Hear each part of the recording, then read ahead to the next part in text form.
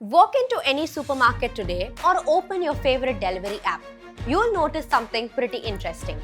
Protein biscuits, protein milk, protein paneer, and even protein atta.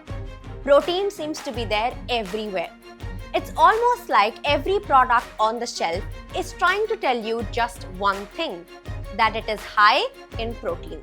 Now, 5 or 6 years back, protein was mostly considered only for the gym goers or bodybuilders.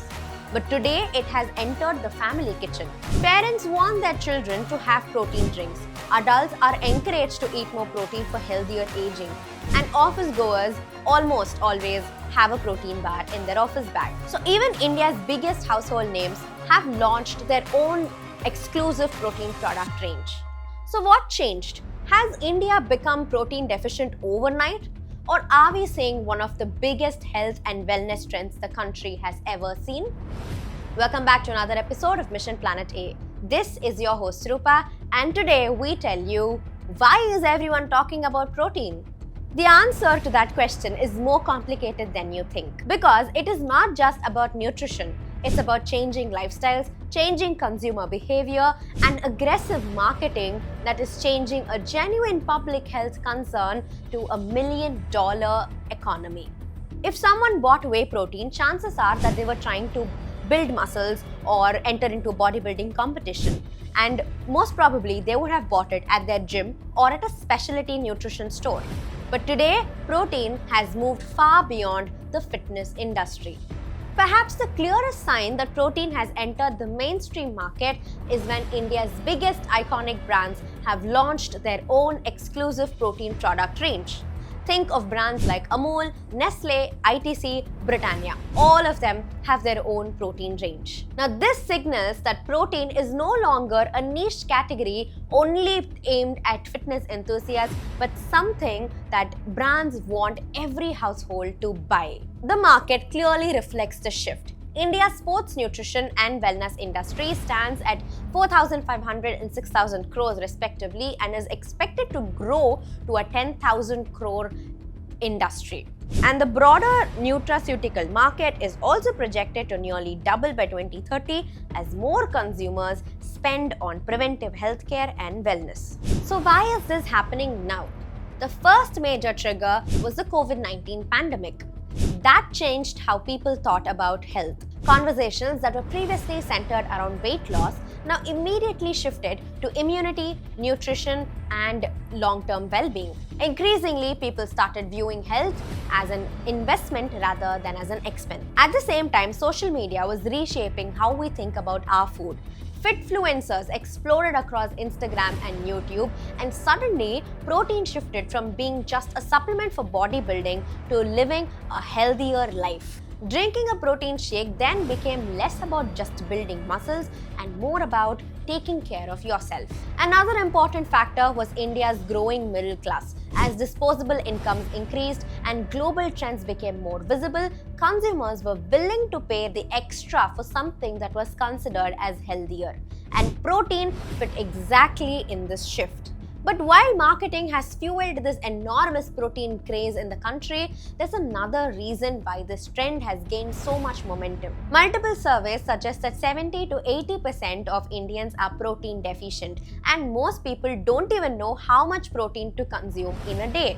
Now that presents a very interesting contradiction, because India is the world's largest producer of milk and the world's largest producer of pulses, both of it being extremely protein rich. India is the world's largest producer of milk and the world's largest producer of pulses. So how come a country that produces protein-rich foods actually be protein deficient? The answer simply isn't about how much food India makes. The answer lies in the choices that we make, the genetics that we inherit, and the affordability factor.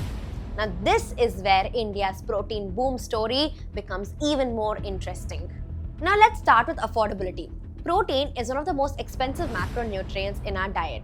For many households, a plate filled with rice or wheat is more easier than a plate filled with eggs, chicken, or dairy products. When families have limited budgets, the priority becomes that everyone has enough food to eat. So calories come first, protein becomes secondary. Now dietary habits also play an important role. Now most of Indians are vegetarians. Now, the whole concept of vegetarianism is not the problem because vegetarian diets do have enough protein, but most vegetarian diets tend to rely mostly on cereals like rice or wheat and lighter on pulses and other protein-rich sources. So when meals aren't balanced, both the quality and the quantity of protein gets affected. Now there's something that doesn't get talked about enough, which is awareness. Most people can identify foods that are high in sugar or fat. Many even know how to identify cholesterol. But how many of us know how much protein we need to consume in a day and which foods are rich in protein?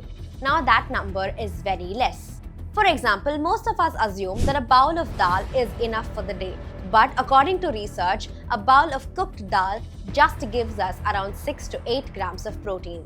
Another major factor is how our lifestyles have changed. Traditional Indian meals typically include foods like dal, lentils, curd, milk, and seasonal legumes. But as cities have grown and lifestyles have become busier, processed foods, refined carbohydrates, and convenience meals have become much more common. Many people today consume enough calories to meet their energy needs but still fall short on essential nutrients like protein. Now, from a public health perspective, that's a challenge. But from a business perspective, that's an opportunity. Once consumers became aware of the protein deficiency, brands jumped in. And now it became a category. Gym goers still make up a large portion of the market buying products like whey protein and creatine. But now the shift is that they are not the only consumers. In fact, working professionals will probably become the largest growing consumers for this protein category because they are the ones who would want this ready-to-drink protein milkshakes or ready-to-eat protein bars that fit perfectly into their busy working schedule. Perhaps the biggest shift is also in how protein is marketed to women. Back then, when protein supplements were advertised, it was always about men lifting heavy weights. But today, the messaging is totally different. Brands increasingly position protein as something that supports hormonal health, pregnancy nutrition, weight management, health hair, and even conditions like PCOS. And this category has become one of the fastest growing segments in the market. The market is clearly expanding on both ends of the age spectrum, and as the audience has grown, so has the protein range. But the biggest change, as I said, is how anybody can buy protein-rich products from their local kirana store. And no company represents this shift better than Amul. For decades, Amul has been synonymous with milk, butter, and dairy. Today, its portfolio includes whey protein, high-protein milk, paneer, buttermilk, and protein milkshakes. It's a significant shift not because of the products itself, but because of what they represent. Historically, protein powders were seen as expensive products aimed at athletes and fitness enthusiasts. Amul's entry suggests something bigger, that protein is becoming an everyday nutrition category, one that could eventually reach households far beyond India's urban fitness community. Its whey protein, which provides 25 grams of protein per serving, has also been positioned as a relatively affordable alternative to premium imported brands. But every faster growing industry comes with its own challenges, and India's protein boom is no exception to that. One of the major concerns is protein spiking. This is when manufacturers artificially inflate the apparent protein content of the product by adding cheaper amino acids and not complete proteins. Along with this, the industry has also faced other issues like mislabeled products, poor quality imports, and inconsistent quality standards. For an average consumer, verifying whether the protein on the label is the same as what is inside the packet is an extremely difficult task. This is where regulation comes into the protein conversation. Unlike conventional foods, supplements can be more challenging to regulate. Questions around label accuracy, exaggerated health claims, and quality testing have become increasingly important as the market expands. The Food Safety and Standards Authority of India, or the FSSAI, has also stepped up its scrutiny of misleading food marketing and labeling practices in recent years. Then there's another trend that's called as protein washing. You'd have probably seen it, but just not realized. You see a packet of chips, it says high in protein.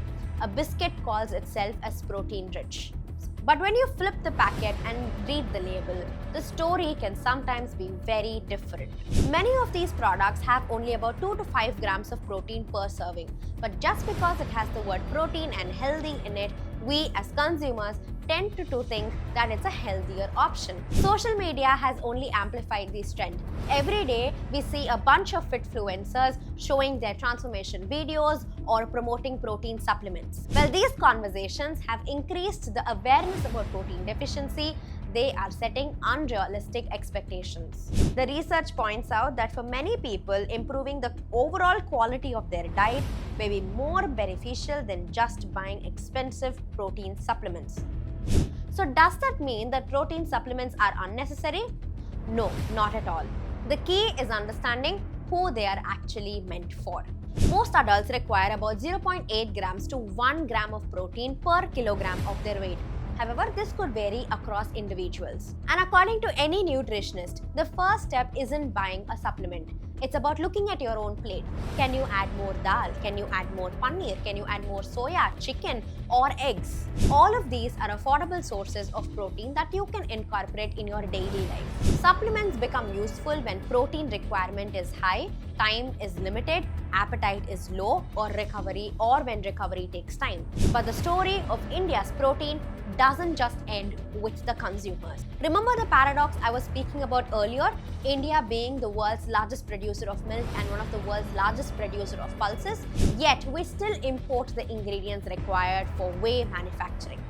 Now, this is because India's dairy industry has largely been limited or even restricted to milk, paneer, curd, and ghee, and we do not have the large-scale cheese manufacturing, which is what is required for whey protein manufacturing. Now, industry experts call this as the whey gap. Now, closing that gap would unlock an entirely new manufacturing opportunity. The research suggests that India has the potential to expand whey protein, milk protein concentrates, plant proteins made from peas and chickpeas, fish-based protein ingredients, and even alternative proteins developed through fermentation. In other words, protein isn't just becoming a health trend. It's creating new businesses, new products, and brand new opportunities. But perhaps the biggest lesson from this story is that every trend is not just black and white. India's protein boom is genuinely solving a health problem. But it becomes an issue when marketing speaks faster and louder than science does. A product doesn't become healthier or protein-rich just because the label says so. And protein supplement isn't necessary for everyone just because everyone on social media is drinking it. The next time you're standing in a supermarket and you see a product that is labeled as high protein, don't just buy it. Turn the label, read the ingredients, read how much protein is there per gram, and see and find out if that is the best way to gain your protein intake, or if you can actually accommodate it with your diet itself. Because sometimes the most important information isn't on the front of the packet, it's on the back, and that's where the story really begins. Now we leave you to figure out how much protein you need to take in a single day and what is the best way for you to take it.